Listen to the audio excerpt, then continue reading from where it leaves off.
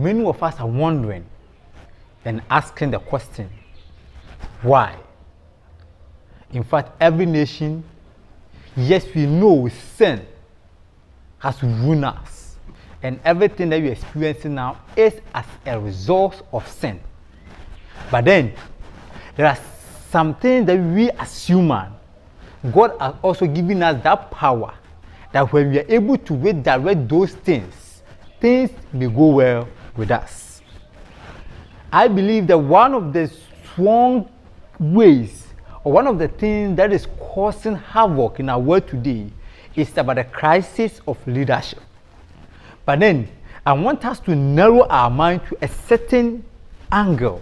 And that angle, I believe that by the end of this discussion, you get to know that, in fact, if leaders of today will get to emulate this from Naaman, like our world will change.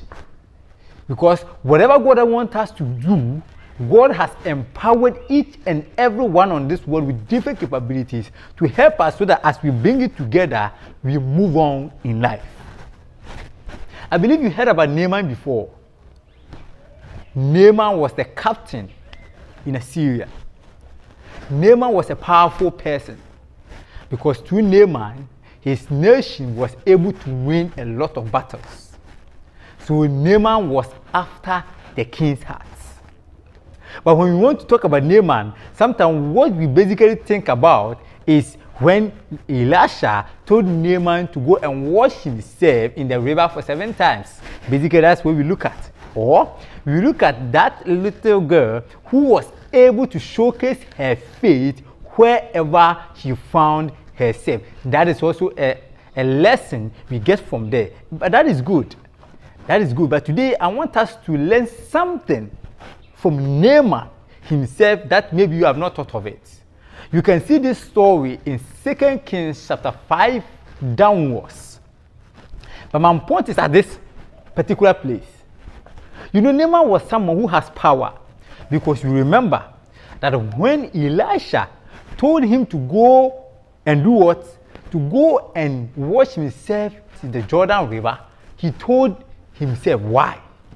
Me, I thought he have to come to me, call the name of his Yahweh, maybe try to put his hand on my leprosy for it to go away, and he's just telling me to go and wash myself. I will not go.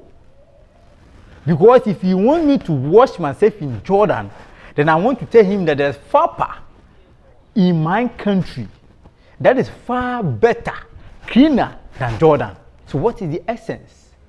But that is actually not the focus. The focus is on the servant, Naaman's servant. When Naaman said this to himself, then the servant came.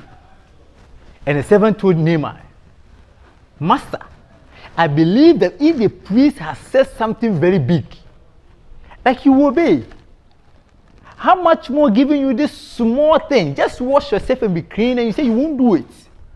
In the verse 13 of 2 Kings chapter 5, the verse 14 says that Naaman did what the servant told him, to obey the words of the prophet. There's one thing I want us to learn here. The fact that the servant was able to approach Naaman and inform Naaman or tell him to his face that, Master, this is a small deal. You could have done something big. So if this is a small deal, do it. And Naaman did not question, or neither did he hesitate from doing it. Tells me that Naaman was somebody, even though with his power, he also gave opportunity for his servants to share their opinion. Because if Naaman has always been condemning his servants, if Naaman has never built that relationship whereby the servants will have the opportunity to come to him and say their mind, that it will be very difficult for them to say, because Naaman was not a small person. So it means that Naaman has built a relationship between them who gave that servant an opportunity to get closer to him. Another lesson that I want us to also take from Naaman is that Naaman appreciates the view of the servants. Naaman do what? Do appreciate the view of the servant. Because Naaman did not say that I am your boss. Look at man status, man dignity, and you, man servant, is going to tell me what I should do? This is an insult. Like Naaman could have said this and just boycott the advice from the servant. But Naaman doing it means that Naaman appreciated his view and also accepted it. So now you have learned two lessons from Naaman. The first one is that Naaman has been able to build a rapport between him and his servants.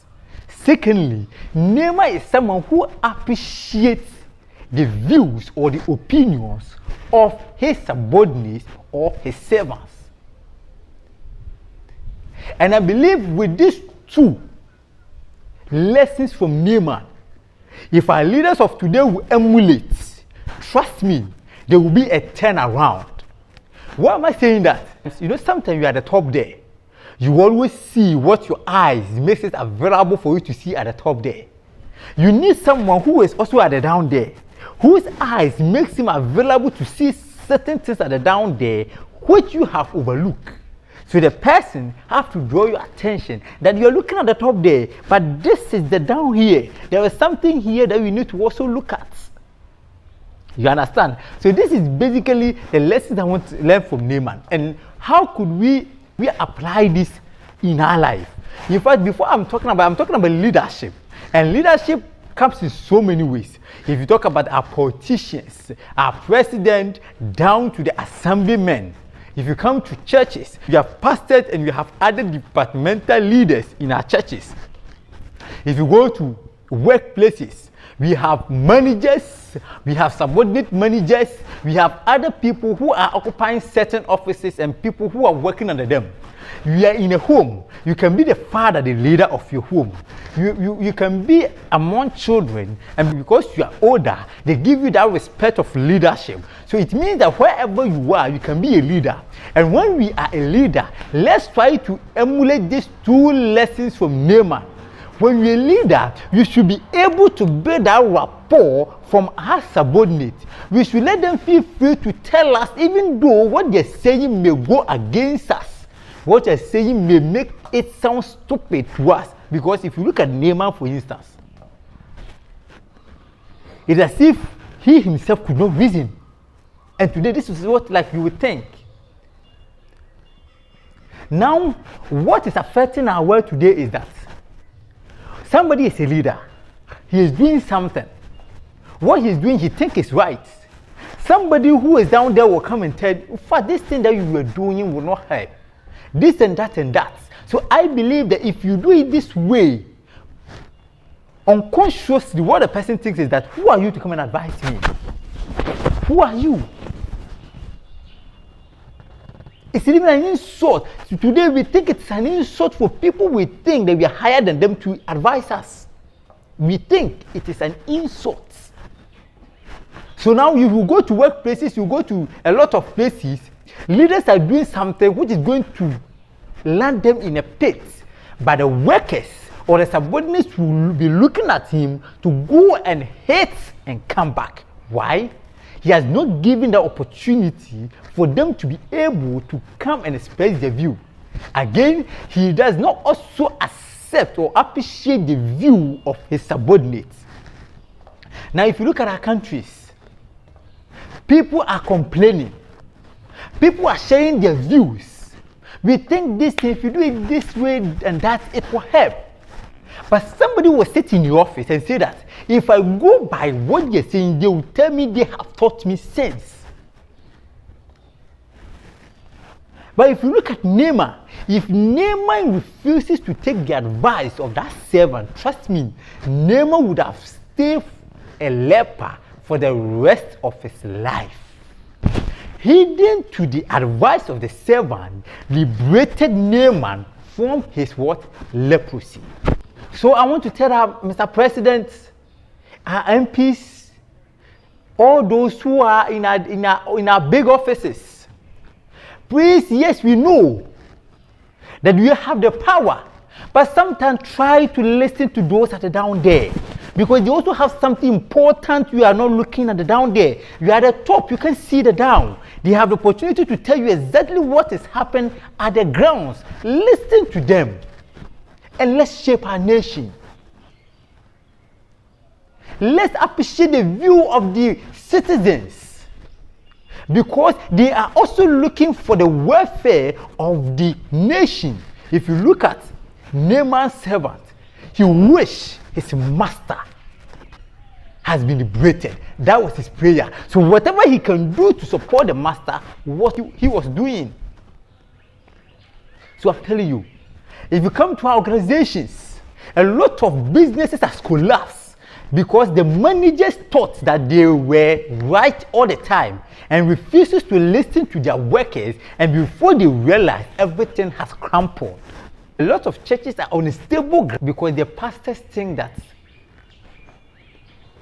they have all the wisdom here, and they won't allow the church member to tell them what to do. And things are going worse and worse. But yet still, he don't know because somebody made this opinion. Sometimes what TV makes it very dangerous is that we get to admit that what this person is saying is true. But because of pride, we say, if I go back and take it, he will say that he advised me, now I'm coming for it, so therefore I won't.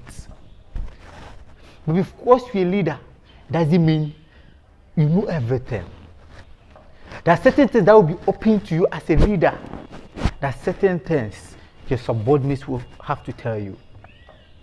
If you're a father in the home, you're the leader. But sometimes give opportunity and listen to your children too. They have something very important to tell you. Appreciate their views. If you're in an organization, wherever you are, we should learn as much as possible to build a rapport whereby those under us will have opportunity to come and commune with us. The same way, we should be able to appreciate their views so that another time they can also feel free to tell us the more. This is the advice I want us to take from Naaman in 2 Kings chapter 5, verse 13. The advice the servant gave to Naaman is what I have decided to share with you today. Our presidents should the government should listen. The president, the MPs, and all those people who are occupying our positions should learn to listen to those that are down there. Those in companies, in businesses, the leaders, let's learn to listen to those that are down there. Let's learn to create a rapport whereby they will feel free to come and share their opinion. In our churches, in our homes, wherever you find yourself and you're a leader, try to create a rapport and appreciate the view of your boldness. And I believe if we do that, in fact, there will be a change and a breakthrough and a transformation in our life. May the good Lord bless us and help us so that this small advice can take us far. Thank you. Bye-bye.